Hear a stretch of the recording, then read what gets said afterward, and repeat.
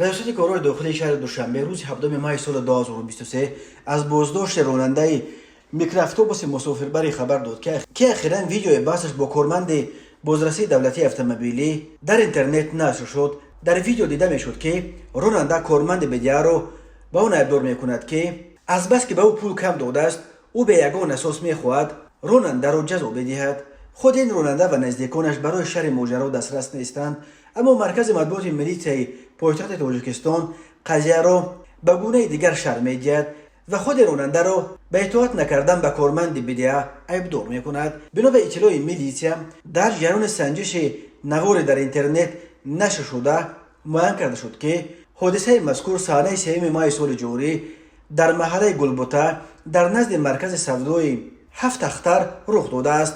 راننده اتومبیل تمغه مرسدس اسپرینتر رقم قید دولتیش 1232 شهروند گلوف نجیبولو سال تولدش 1990 استقامت کننده شهر وحدت دهه فرشتی که در خط سیر رقم 52 کار فعالیت میکند اتومبیل خود را در بالای خط پیاده گذر توقف نموده به گرفتن مسافران مشغول شده تنبشوی دیگر واسطه‌های نقلیات را به میان آورده است. کارمند بازرسی به این قاعده ویرانکنی راننده ایراد گرفته حجت‌های رانندگیش را طلب نموده است، اما راننده گلوف نجیبولو به طلب قانونی کارمند ملیتی اطاعت نکرده دخلانه رفتار نموده از پیشنهاد حجت‌های رانندگی سرکشی نموده است. همزمان نام برده در نزد دیگر شهروندان و مسافران داخل اتومبیل با صدای بلند به اغواانگیزی دست زده مانع فعالیت کارمند بازرسی شده اتومبیل خود را گذاشته رفته است گفته می شود در اطلاع این ملیتیا.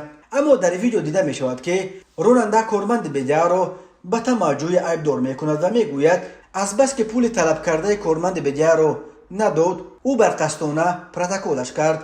در نتیجه بر اساس اطلاع رسمی وابسته به توقف نادرست نسبت شهروند گلوف نجیبولو طبق طلبات ماده 324 کودکس حقوق ویرانکنی ماموری جمهوری تاجیکستان پروتکل ماموری ترتیب داده شده ماشین او را توسط نقلیات ایواکواتور به جریمه بردند. همزمان برای اطاعت نکردن به طلبات قانونی کارمند ملیتیا نسبت شهروند گلوف نجیبولو طبق طلبات ماده 479 کودکس حقوق ویرانکنی ماموری جمهوری تاجیکستان پروتکل ماموری ترتیب داده شده برای چاره‌جویی به دادگاه ارسال کرده شده است. برای توقف نادرست به او جریمه ولی برای اطاعت نکردن تا 15 شبانه روز حبس ماموری تهدید میکند. رانندگان بسیار وقت از رفتار غیر قانونی و تماجوی کارمندان بدیه شکایت میکنند. این نهاد یکی از فسادزده‌ترین نهادهای دولتی تاجیکستان دانسته می شود و چندین سال باز مسئله اصلاحات کلیه‌اش در جامعه دامن زده می شود.